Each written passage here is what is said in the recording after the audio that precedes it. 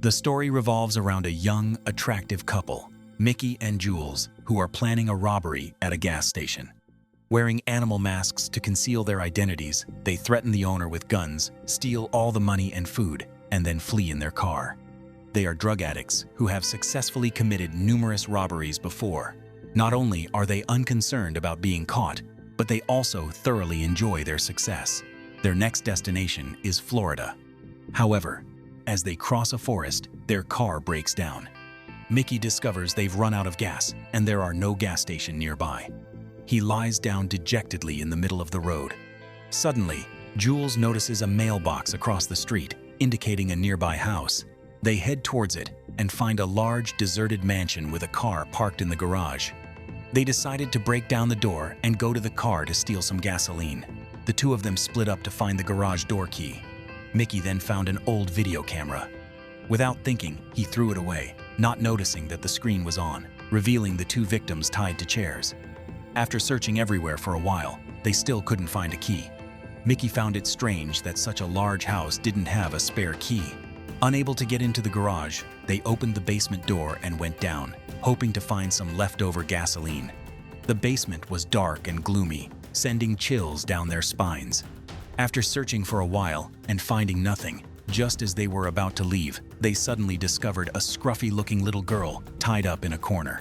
Jules asked her what was wrong, but she remained silent, seemingly having been locked in the basement for a long time. Mickey sensed something was wrong and told his girlfriend to leave, but she refused, feeling sorry for the baby and wanting to save it. They then went upstairs to look for tools to unlock the door. However, the homeowners unexpectedly arrived, carrying a newborn baby in their arms. Mickey threatened them with a gun, but the husband calmly offered money and jewelry if they agreed to leave peacefully. Jules angrily questioned the baby in the basement. The husband, however, laughed loudly and said it was their daughter, only being punished for disobedience. Jules didn't believe him and said she would take the baby with her. Despite the tense situation, the husband calmly suggested they sit down to negotiate. He even offered them wine like guests and quickly got straight to the point. He revealed that he was a salesman and very good at reading people. He knew for sure that both were unemployed playboys wanted by the police. After seeing the car they abandoned on the road, the man advised them to leave peacefully because if they took his daughter with them, they would be charged with kidnapping. However, Mickey maintained his decision, asserting that the man wouldn't dare report them to the police, fearing they would discover the crazy things he had done to his child. Seeing the gun in Mickey's hand, the husband had no choice but to comply. He then went down to the basement to untie the little girl. But instead of leaving, she just stood there silently. Mickey approached and tried to comfort her, promising to take her out for food and shopping. But as soon as he touched her, she unexpectedly bit his hand hard. The landlord seized the opportunity and lunged at Mickey, hitting him hard on the head. When he woke up, Mickey found himself tied to a bed. Mickey tried calling Jules's name, but she was also locked in the basement with the little girl. At that moment, the landlord's wife entered the room and began dancing suggestively in front of Mickey. She wanted to seduce the handsome young man to add him to her collection of toy boy. However, Mickey remained completely uninterested. Seeing that he ignored her, the wife became furious, grabbed him by the neck, nearly suffocating him, and quickly left. Down in the basement, Jules continued trying to talk to the little girl, but she remained silent. Jules revealed that the girl reminded her of her younger sister. They had both been abandoned by their parents and had to rely on each other to survive. The next day, Mickey was approached by the landlady, who showed him old photos of her and her husband. Mickey realized he needed to win her over, so he pretended to apologize for what had happened the previous day and passionately kissed her. The woman, overjoyed that her beauty had captivated him, removed his handcuffs. Mickey seized the opportunity, pushed her aside, and tried to escape. Unfortunately, the husband discovered him, threatening him with a gun. Hearing his wife crying in the room, he angrily shot Mickey in the leg, then dragged him down to the basement and tied him up with his girlfriend. Meanwhile, in the woods, the couple's car was discovered by the police. Down in the basement, the two were plotting how to escape. Mickey remembered that Jules had a piercing on her tongue and devised a plan to use it to remove the handcuffs. Jules found this too much to bear, but had no other choice, so she complied. However, just as they managed to remove the piercing from his girlfriend's tongue, the landlord suddenly appeared with food and offered it to them both. Mickey refused because he had the piercing in his mouth. Jules also shook her head because her mouth was full of blood. Seeing this, the landlord didn't force them and quickly left. Mickey seized the opportunity and used the pointed end of the ring to poke at the keyhole. After a while of fumbling, he managed to remove Jules's handcuffs. However, when it was the girl's turn, due to her inexperience, she accidentally broke the piercing.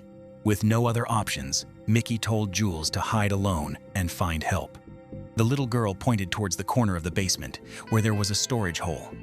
Jules quickly climbed inside and slowly made her way up. She saw the homeowners happily chatting in the kitchen and went straight to the first-floor bedroom where their newborn son was kept. Jules was shocked to discover that the baby was actually just a porcelain doll. Down in the basement, the old landlord, furious at Jules' escape, beat Mickey and demanded information. Mickey lied, saying that Jules had left the house and arranged to meet him at a secret location. If he didn't show up within an hour, she would call the police. The landlord had no choice but to let Mickey go. When Mickey stood at the door, the landlord said goodbye and promised not to see him again. However, Jules, upstairs, overheard this and thought the landlord was trying to kill Mickey. She rushed out, holding the doll in her hand, threatening to throw it down. Seeing her son in danger, the wife, terrified, snatched the gun from her husband's hand and fired at Jules, and causing her to drop the doll, shattering it. The wife was heartbroken to see her child destroyed and unable to do anything. The couple were apprehended and tied to chairs.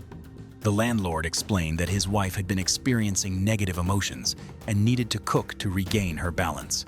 Jules inquired about the child in the basement. The man finally revealed that he and his wife had been married for many years but had no children. They had treated the child in the basement as their own until she grew up. The wife realized that raising the girl only brought her more sorrow for her own fate. Therefore, the husband had set a boundary to prevent them from seeing each other again. Dinner was then served. The landlord revealed that although he was furious, he wouldn't kill the couple, but instead would hand them over to the police so they could spend their time in prison. Mickey and Jules felt a little less tense upon hearing this and began to enjoy the delicious food on the table. At this point, the wife revealed that the doll Jules had broken was a gift from her deceased mother before she passed away. She cursed Jules for heartlessly separating her and her daughter. Suddenly, the girl felt dizzy. The landlord laughed loudly and revealed that the food contained opium, which he had found in the couple's backpack. His plan was to kill them both with an overdose, so that when the police arrived, they wouldn't suspect anything, seeing a couple of burglars breaking into someone's house and dying from drug shock. However, just as the couple passed out, the doorbell rang. The homeowner went to check and found it was the police. It turned out they had found a car parked at the edge of the woods. Upon inspection, it looked very similar to the one stolen at the gas station a few days earlier, so they had come to investigate. The homeowner said he hadn't seen any couple pass by. The policeman suddenly noticed signs of forced entry on the front door and asked to go inside to investigate. However, when he entered the kitchen, the wife had already hidden the couple. The policeman found it strange that there were only 2 people, yet there was so much food on the table. Meanwhile, Jules, having become accustomed to the drug, woke up sooner than expected. She crawled to her backpack and took out a special drug to cure her addiction. Then, she went to help her unconscious boyfriend. Meanwhile, downstairs, the police officer, after a round of inspections, noticed the basement and wanted to go down to check. The landlord pulled out his gun, intending to kill him. But luckily, an officer's colleague, saying they had found the suspect and requested his presence. The couple breathed a sigh of relief that their secret hadn't been revealed.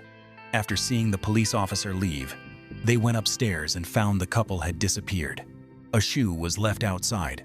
Thinking they had escaped into the woods, the couple chased after them, unaware that it was all a trap. Mickey and Jules were still hiding in the house. They quickly ran down to the basement to rescue the little girl. After trying to persuade her with words, the little girl agreed to go with them. Outside the forest, the old landlord searched everywhere but found no trace of the couple. He angrily shouted at his wife, causing her to weep bitterly, believing her husband no longer loved her. Seeing this, the old landlord apologized to his wife. She advised him to give up searching for the couple, suggesting they leave together and go to another city to start a happy life. The old landlord agreed. He then returned to the basement to say goodbye to his daughter, only to find she was gone and the car keys were missing, realizing he had been tricked. Meanwhile, they were in the garage, about to drive away. But as soon as the door opened, the old landlord was waiting with a gun. He ordered them all to get out, but Mickey didn't want to be caught again. He looked at Jules and said, "I love you," then charged forward and crashed into the old landlord. Mickey was shot twice, leaving him with only a few muffled sounds before he died. Jules was devastated to see her boyfriend die before her eyes. Just then, the landlord burst in and dragged the girl outside. Although severely wounded, he still had strength and pinned Jules down, trying to kill her. The little girl spotted a gun nearby, grabbed it, and pointed it at the landlord. He tried to calm her down, but the girl, without thinking, shot him in the head, killing him instantly. At this point, the wife had finished packing. She came out and saw the horrific scene. She became distraught, ran to embrace her husband, and jokingly claimed he was just asleep. Jules ignored the woman, put the little girl in the car, and drove away. Although she escaped the house of the evil couple, the price she paid was the person she loved most in the world. Was this too high a price? The movie ends here. Thanks for watching, and see you in the next video.